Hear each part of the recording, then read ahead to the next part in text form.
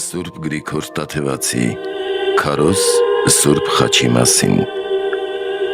Այն կենաց ծառ է ամենքի համար, ովքեր պատասպարվում են նրանով և հաստատությամբ հենվում նրա վրա իբրև Տիրոջ։ Մարգարեների մեծ նախնին աշխարհի ստեղծման մասին պատմող աստվածային Մովսեսն ասում է, որ սկզբում Աստված դրախտը տնկեց Եդեմում արևելքում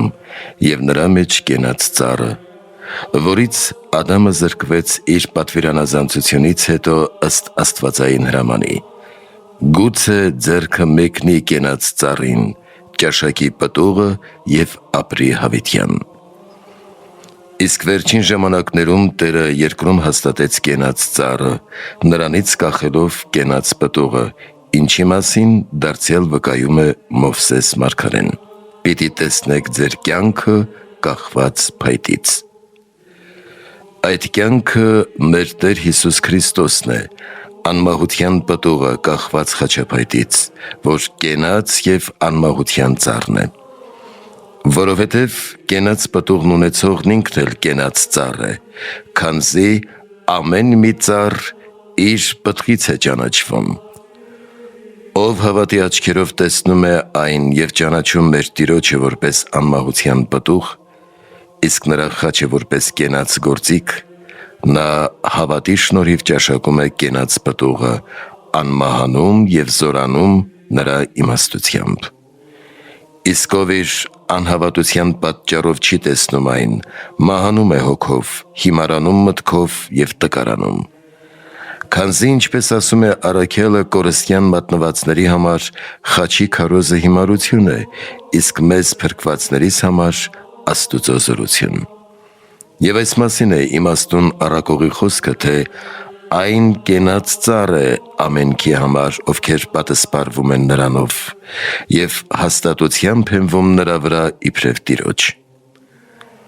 Արդ երբ պատասպարվում ենք խաչով, այսինքն թիկունքով ամրապնդվում նրանով, ինչպես պարսպով, և հենվում, այսինքն սրտով հաստատվում նրա վրա, ինչպես գավազանի, երեք տեսակ բարիք ենք ստանում՝ իմաստություն, զորություն և անմահություն, ինչպես ասվում է երեքսրբյան աղոթքում. Սուրբ Աստված, սուրբ և հզոր, սուրբ և անմահ։ Քանզի թեև Քրիստոս խաչվեց իբրև մարդ, սակայն Աստված է բնությամբ, թեև հրեաներն իբրև մի տկարի խաչեցին նրան, սակայն հզոր է զորությամբ, և թեև նա մեզ համար մեռավ, սակայն անմահ է կենդանությամբ։ Ուստի երբ իմացությամբ և հավատով պատասպարվում ենք այս եռակի բարությամբ, իմաստնանում ենք ու հասկանում, որ նրա վրա խաչվածը Աստված է և անմեղ, սակայն մեռնում է մեր փրկության համար, որպեսզի վճարի մեր պարտքերը և ազատի մահից։ Եվ հույսով ու սրտով հենվում ենք խաչի վրա, որպեսզի այն, որ մեծ զորությամբ հաղթեց մեր թշնամուն, մեզ ևս զորացնի հաղթահարելու սատանայի զորությունը։ Այլև սիրով ու հավատով միանում ենք Քրիստոսին, որպեսզի իր հավիտենական կյանքի անմահությանը տնկակից դարձնի մեզ։ Այսպես իմաստնանում ենք մտքով, զորանում մարմնով և անմահանում հոգով, քանզի պատասպարվում ենք խաչով, այսինքն հավատով, հույսով և սիրով։ Իսկ ասելով հաստատությամբ հենվում ենք նրա վրա, Սողոմոն իմաստունը հավելում է իբրև Տիրոջ, ցույց տալու համար, որ նա, ով Աստծո կերպարանքով էր, մարդկանց նման եղավ և երևաց մարդու կերպարանքով։ Ինչպես որ Պողոս առաքյալն այստեղ ասում է նման եղավ մարդկանց, այնպես էլ Սողոմոնն ասում է իբրև Տիրոջ։ Նմանը և իբրևը նախևառաջ նշանակում է, որ Քրիստոս ոչ թե սոսկ մարդ էր, այլև Տեր, և ոչ միայն Տեր, այլև մարդացած Աստված։ Ինչպես նաև ցույց է տալիս, որ նրան ծառայի կերպարանքով տեսնելով չպետք է թերահավատ լինենք, այլ անխարդախ մտքով հաստատվենք նրա մեջ իբրև ճշմարիտ Տիրոջ և Թագավորի, և ապա կզորանանք ու կհաղթենք դժոխքի դռներին հերձվածողների խոսքերին, որոնց մասին էր ասում առաքյալը. «Եթե ճանաչեին նրան, միթե փառքի Տիրոջը խաչ կհանեին»։ Եվ ինչպես որ նա խաչված Քրիստոսին փառքի Տեր է անվանում, այնպես էլ Սողոմոն իմաստունը հորդորում է, որ հավատով հաստատվենք նրա վրա իբրև ճշմարիտ Տիրոջ և խաչված Աստուծոն։ Եվ քանի որ խաչվածը Աստված է և Տեր, ապա խաչողներն իրավամբ կոչվում են տիրասպան ու աստվածանենգ։ Աստված է խաչվածը, ուրեմն նրանն է խաչը և կյանքինը, որի համար էլ Սուրբ կենաց փայտը կոչվում է աստվածընկալ և կենսաբեր, ինչպես գրված է. «Այն կենաց ծառ է ամենքի համար»։ Ոմանք ամոթ են համարում Աստծուն խաչված և մեռած ասելը, ինչպես անհավատ հրեաները, որ այդ լսելիս գայթակղվում են, իսկ հեթանոսները հիմարացած ծիծաղում։ Մինչդեռ առաքյալը գրում է իր աշակերտին. «Ամոթ մի համարիր վկայել մեր Տիրոջը Հիսուս Քրիստոսին և ոչ էլ ինձ նրա համար կապվածիս, քանզի Քրիստոսի խաչը ոչ թե ամոթ է, այլ պարծանք քրիստոնյաների համար ըստ առաքյալի. քավ լիցի ինձ պարծենալ, բայց միայն մեր Տեր Հիսուս Քրիստոսի խաչով»։ Նույնպես և իմաստունն է հորդորում, որ ամոթ չհամարենք այն, այլ հավատով հաստատվենք նրա վրա և քարոզենք խաչվածին իբրև ճշմարիտ Տիրոջ, Թագավորի և հավատացյալների զորության։ Հրեաները նշան են հայցում, ասում է Պողոս առաքյալը, իսկ հեթանոսներն իմաստություն են փնտրում և ոչ հավատ։ Մենք քարոզում ենք խաչված Քրիստոսին որպես գայթակղություն անհավատ հրեաների և հիմարություն հեթանոսների համար։ Իսկ այս խորհուրդը իմաստնաբար ընդունող հավատացյալների համար Քրիստոս Աստուծո զորությունն է և Հոր իմաստությունը, քանզի նրանով գոյացան բոլոր երևելի և աներևույթ արարածները, և ամեն ինչ կրում և նախախնամում է իր զորության խոսքով։ Այսպիսով, ինքն Աստվածորդին միածին բանը, որ մարմնով հայտնվեց երկրի վրա, կենաց փրկական խաչի միջոցով մեզ համար եղավ իմաստություն, արդարություն, փրկություն և սրբություն։ Արդ այս 4 բառերը ցույց են տալիս Քրիստոսի խաչի 4 փրկական ներգործությունները։ Քանզի ինքը Քրիստոս մեզ համար իմաստություն եղավ Ադամի տգիտության փոխարեն, որը չհնազանդվեց պատվիրանին։ Եղավ արդարություն, քանզի մեզ ազատեց մեր նախնիներին տրված անեծքի դատավճռից։ Փրկություն եղավ մահից ու ապականությունից, քանզի մարդու հոգին գերված էր դժոխքի մեջ, իսկ մարմինը գերեզմանի, և քավելով մեր մեղքերը եղավ սրբություն, ինչպես գրված է. «Մեր մեղքերը սրբելով նստեց մեծության աջ կողմում բարձունքներում»։ Եվ որովհետև այս ամենը Տերը խաչով հաստատեց մեր մեջ, ուստի նույն խաչն էլ եղավ և կոչվեց իմաստություն, արդարություն, փրկություն և սրբություն, համապատասխանաբար ունենալով զորություն, իր նյութը, ձևը և լինելով մահվան գործիք։ Խաչի զորությունը Քրիստոսն է, որ միացած և բևեռված է նրա վրա, նյութը փայտն է, ձևը քառակողմ, իսկ մահապատժի գործիք լինելը կյանքի պատճառ եղավ մեզ համար։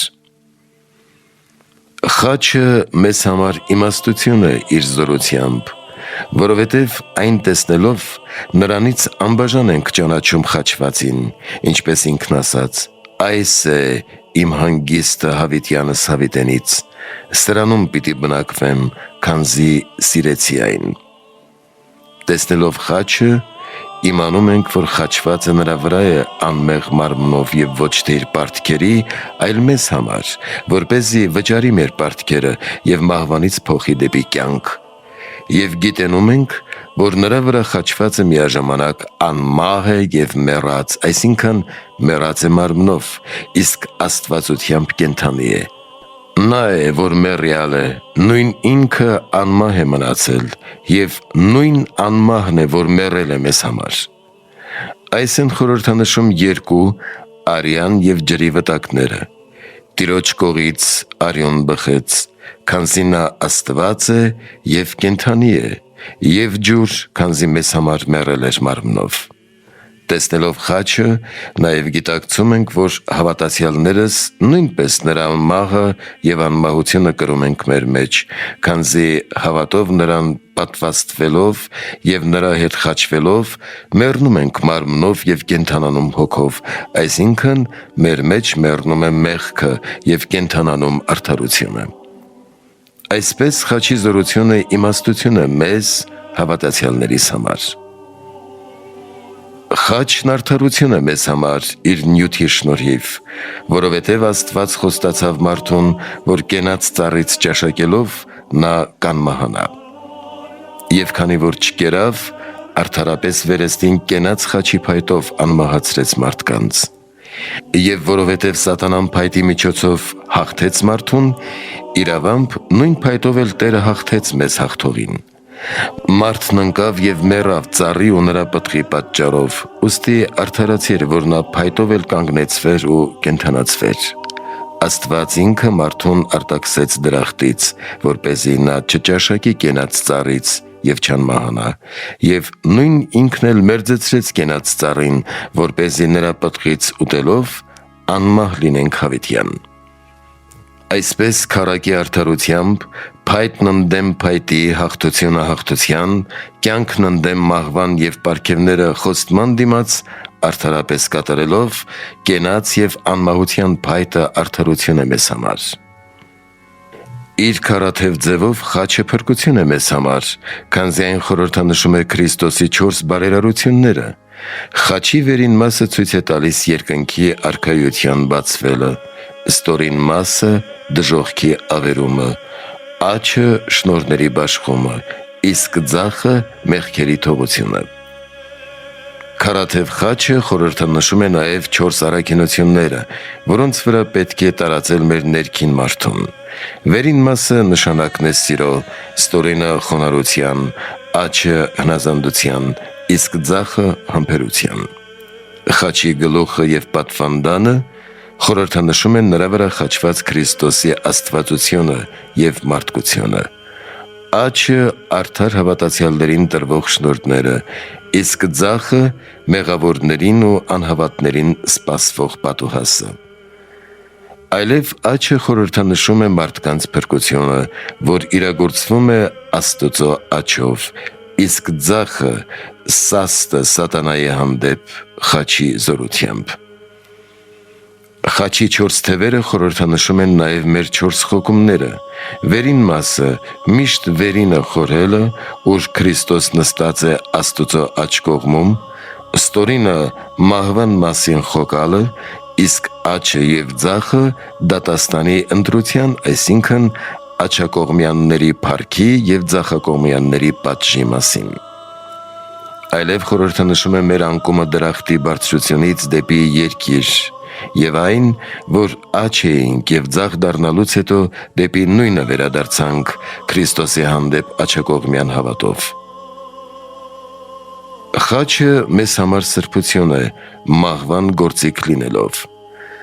Խաչափայտը, որ նախկինում մահապատժի և անեծքի գործիք էր, անիծյալ է ամենայն ոք, որ կախված կլինի փայտից։ Քրիստոս մեզ համար կենաց և օրհնության միջոց դարձրեց, մեզ գնելով օրենքի անեծքից, անեծք լինելով մեզ համար։ Եվ մեր մեղքերը սրբելով, արդարացրեց մեզ քառաթև խաչի վրա իր անմեղ պատարագով, ինչպես որ հին ուխտի գառն էր քառակողմ սեղանի վրա։ Եվ սրբությունն ինքը Քրիստոսն է, ում Հայրը սրբացրեց և առաքեց աշխարհ։ Արդ սուրբ և անարատ մարմնով նա միացավ խաչափայտին ու սրբեց այն, մեզ տալով այն որպես սրբության միջոց ընդդեմ դևերի, մեղքերի, հիվանդությունների և այլ պղծությունների, քանզի ովքեր հավատով մերձենում են Սուրբ խաչին, նրա միջոցով սրբվում են այս ամենից։ Այլև խաչը սրբություն է մեզ համար, քանի որ Սուրբ Հոգին նրա սրբությամբ պարգևվեց մեզ, որովհետև քանի դեռ Հիսուս փառավորված չէր, Հոգին էլ չկար։ Այն սրբության Հոգին,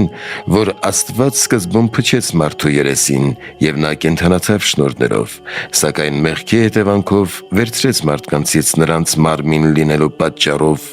եւ խաչի միջոցով իր հարությունից հետո Տերը վերստին փչեց առաքյալների վրա ասելով. «Արեք Սուրբ Հոգին»։ Ապա բարձրացավ հոր մոտ եւ նրան հաշտեցրեց մարդկանց հետ, իբրև իր մահվան եւ չարչարանքների պարգև աշակերտներին առաքելով Սուրբ Հոգին, որ խաչանման եւ հրեղեն լեզուներով իջավ նրանց վրա։ Ուստի, երբ հիշատակում ենք Սուրբ Հոգին, մեր դեմքին դրոշմում ենք խաչի նշանը, իբրև պատճառ եւ նշան մեր մեծ սրբության հոգու բնակության։ Այսպես, խաչը մեզ համար կոչվում է սրբություն, փրկություն, արդարություն եւ իմաստություն։ Սուրբ խաչի տոնի մասին պետք է գիտենալ, որ մեր Քրիստոս Աստծո տնօրինության կատարումից եւ երկինք բարձրանալուց հետո փրկության փայտը Սուրբ խաչը իբրև մահապատժի գործիք անխնամ թաղված էր Գողգոթայում,